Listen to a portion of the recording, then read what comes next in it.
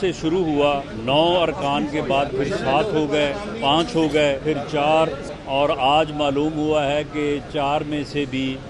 ایک معزز محترم جج جمال مندوخیل صاحب نے جو ہے وہ سماعت سے معذرت کی ہے، ایک معزز محترم جج جو ہے وہ سماعت سے معذرت کی ہے، لیکن انہوں نے جس بنیاد پہ معذرت کی ہے وہ سپریم کورٹ کے ایک سینئر معزز جج ہیں۔ انہوں نے اپنے اختلافی نوٹ میں جو باتیں لکھی ہیں وہ انتہائی افسوسناک ہیں۔ انصاف کے اعلیٰ ترین منصب کے اوپر بیٹھے لوگ جو ہیں وہ ان رویوں کا اظہار کریں گے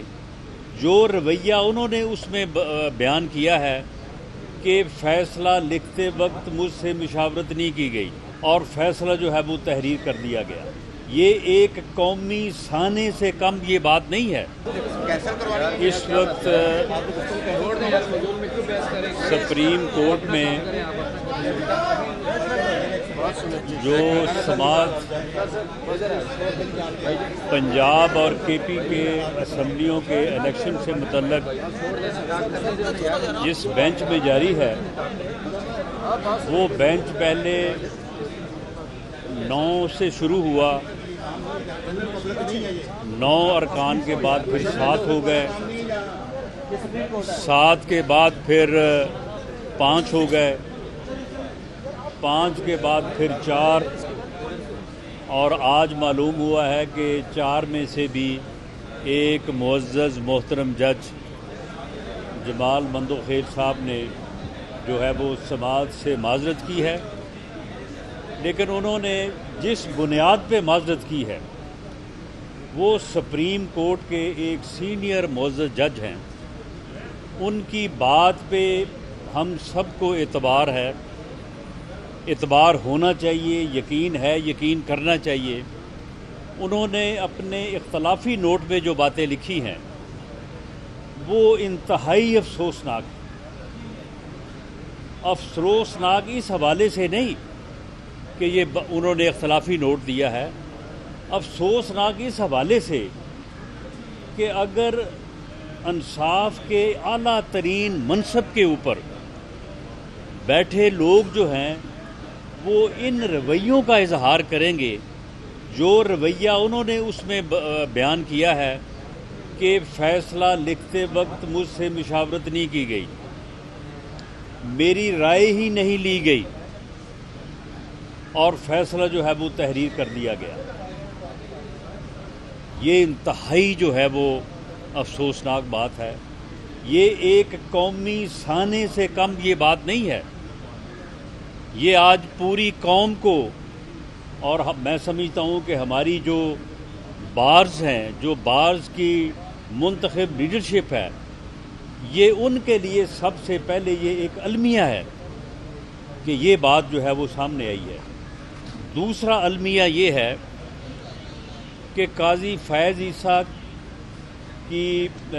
سربراہی میں ایک لارجر بینچ نے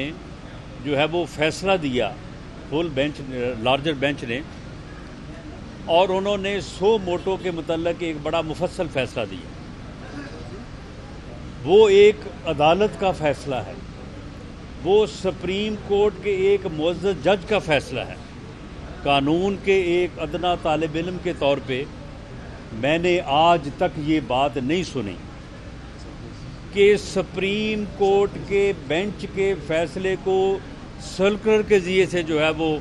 ان افیکٹو کر دیا جائے۔ یہ بھی آج ہوا ہے، اور رجسٹرار ہائی کورٹ نے، جس کی میں سمجھتا ہوں کہ ایک معزز جج یا ایک سپریم کورٹ کے بینچ کے سامنے کوئی حیثیت نہیں ہے، ان کی رجسٹرار کے طور پہ جو حیثیت ہے وہ اپنی جگہ پہ وہ قابل عزت ہیں، لیکن ایک سپریم کورٹ کے بینچ کے مقابلے میں ان کی رائے اور ان کا سرکلر، اور اس سرکلر کے ذریعے سے سپریم کورٹ کے بینچ کو جو ہے وہ ان افیکٹو کر دیے گا۔ ان کے فیصلے کو انہوں نے کہا یہ فیصلہ جو ہے یہ یہاں پہ لاگو ہوتا ہے، وہاں پہ نہیں ہوتا، وہاں پہ ہوتا ہے، وہاں پہ نہیں ہوتا۔ اسی طرح سے جبکہ وہ فیصلہ جو ہے وہ فیلڈ ہولڈ کر رہا ہے، سپریم کورٹ کے اس بینچ کا فیصلہ جو قاضی فیض عیسیٰ کی سربراہی میں قائم تھا اس نے جو فیصلہ سنایا ہے وہ فیصلہ جب تک اس سے بڑا بینچ یا وہ فیصلہ چیلنج نہیں ہوتا اس وقت تک وہ فیصلہ فیلڈ ہولڈ کرے گا، وہ سب پہ پابند ہوگا، وہ ایک سرکلر کے ذریعے سے جو ہے وہ اس کو ان افیکٹو جو ہے وہ نہیں کیا جا سکتا۔ اور اگر یہ پریکٹس ہو تو پھر تو سرکلر تو پھر جاری ہونے شروع ہو جائیں گے۔ یہ پھر کوئی اور ڈویژن بھی جو ہے وہ سرکلر جو ہے وہ جاری کر سکتا ہے، کوئی جو ہے وہ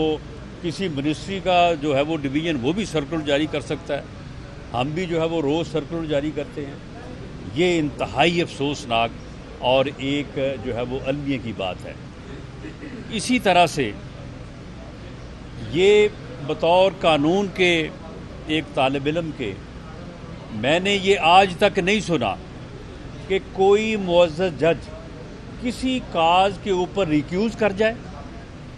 اور اس کے بعد وہ دوبارہ کاز اگر سماعت کے لیے تو دوبارہ اس میں بیٹھ جائے۔ یہ بھی کبھی نہیں ہوا۔ اس بینچ میں جو کہ 9 سے شروع ہو کے اب 3 پہ آ گیا ہے، اس میں ایک معزز جج جن کا مجھے بے پناہ احترام ہے ان کی ذات کا، لیکن میں ان کے فیصلے کی بات کر رہا ہوں۔ یہ ان کا فیصلہ بھی کہ جب انہوں نے پہلے ریکیوز کیا ایک مرتبہ، بینچ سے علیحدہ ہوئے، اور اس کے بعد جو ہے وہ اب یہ دوبارہ جب کاز آیا تو اب وہ بینچ کا جو ہے وہ دوبارہ حصہ ہے۔ یہ چیزیں جو ہیں جن کا میں نے ذکر کیا ہے، کچھ اور چیزیں بھی ہیں جو اس سے متعلق جو ہے وہ جن پہ اوپر بات کی جا سکتی ہے، لیکن میں معزز چیف جسٹس آف پاکستان جو کہ پوری قوم کے بڑے ہیں، جن سے پوری قوم کو توقع ہے کہ وہ ایک بحرانی کیفیت جو ایک فرد واحد نے جو فتنہ ہے، اس فتنے نے 10 سال محنت کی ہے، 2014 سے وہ شروع ہوا ہے اور یہ 2023 میں آ کے اس فتنے نے ملک کو اس جو ہے وہ نہج پہ لا کے کھڑا کر دیا۔ سیاسی طور پہ بحران، انتظامی طور پہ بحران، اور جوڈیشری کو بھی اس نے بحران میں مبتلا کر دیا۔ معاشی طور پہ بحران یہ بھی اسی کا پیدا کرتا ہے، یعنی وہ فتنہ جو ہے وہ ایک بحرانوں کا منبع ہے۔ ہر برائی، ہر بحران اس سے جنم لیتا ہے۔ یہ جو بحران ہے جو جوڈیشری میں ہے، جس کے اوپر ہم بات کر رہے ہیں، اس کا بھی ماخذ وہی ہے۔ ہر برائی اسی سے شروع ہوتی ہے اور اسی پہ جا کے ختم ہوتی ہے۔ اگر قاضی فیض عیسیٰ کے اوپر جو ہے وہ ریفرنس دائر نہ کیا جاتا اور قاضی فیض عیسیٰ کی فیملی کو انہی کورٹ میں اور انہی سڑکوں پہ اور یہ FBR کی بلڈنگ میں جو ہے وہ رسوا نہ کیا جاتا، انہیں جو ہے وہ ان بلڈنگوں میں جو ہے وہ رلایا نہ جاتا، تو شاید بلکہ مجھے تو یقین ہے کہ یہ بحرانی کیفیت پیدا نہ ہوتی۔ یہ بحرانی کیفیت بھی اسی فتنے کے جو ہے وہ عمل کا جو ہے وہ نتیجہ ہے۔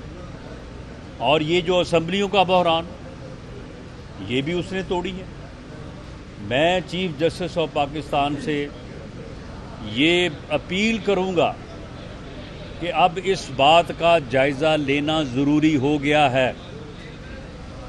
کہ یہ فتنہ جو ہے یہ کس طرح سے اس ملک میں جو ہے انٹروڈیوس ہوا اور کس طرح سے پچھلے 10 سالوں سے اس ملک کو جو ہے وہ بحران در بحران جو ہے وہ کا شکار کر رہا ہے، اور یہ چاہتا ہے کہ اس ملک میں افراتفری ہو، اس ملک میں انارکی ہو،